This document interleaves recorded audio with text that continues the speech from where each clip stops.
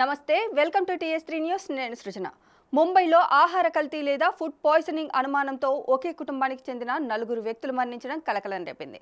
అబ్దుల్లా డొకాడియా, అతని భార్య నస్రీం మరియు వారి కుమార్తెలు ఆయిషా, జైనాబ్ ఈ ఘటనలో ప్రాణాలు కోల్పోయారు. బంధువులతో కలిసి బిర్యానీ తిన్న అనంతరం అర్ధరాత్రి సమయంలో వారు పుచ్చకాయను భుజించారు. ఆ తర్వాత కొన్ని గంటలకే వారి ఆరోగ్యం క్షీణించింది. అదే భవనంలో నివసించే ఒక వైద్యుడు బాధితులకు సహాయం చేసేందుకు వెళ్ళినప్పుడు భయంకరమైన దృశ్యాన్ని చూశారు.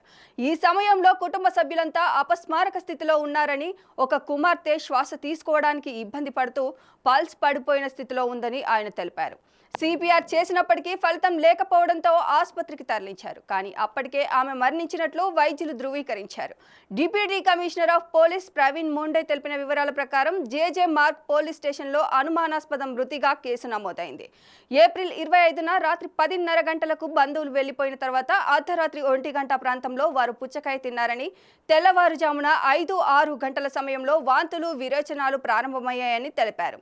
పరిస్థితి విషమించడంతో వారిని జేజే ఆసుపత్రికి తరలించినప్పటికీ చికిత్స పొందుతూ నలుగురు మరణించారు. ఈ ఘటనపై ఏఐఎంఐఎం జాతీయ ప్రతినిధి వారిస్ పఠాన్ స్పందిస్తూ ఇది అత్యంత హృదయ విదారకరమైన సంఘటన అని పేర్కొన్నారు. పుచ్చకాయ తినడం వల్ల ఒకే కుటుంబంలో నలుగురు చనిపోవడం తీవ్రమైన విషయమని, ప్రభుత్వం దీనిపై సమగ్ర విచారణ జరిపి నివేదికను బహిర్గతం చేయాలని ఆయన డిమాండ్ చేశారు. ప్రస్తుతం పోలీసులు ఆహార నమూనాలు, మృతదేహాల నుండి బయోలాజికల్ శాంపిల్స్లను సేకరించి ఫోరెన్సిక్ ల్యాబ్కి పంపారు. పోస్ట్ మార్టం నివేదిక వచ్చిన తర్వాతే మరణానికి గల ఖచ్చితమైన కారణం తెలుస్తుందని అధికారులు చెబుతున్నారు.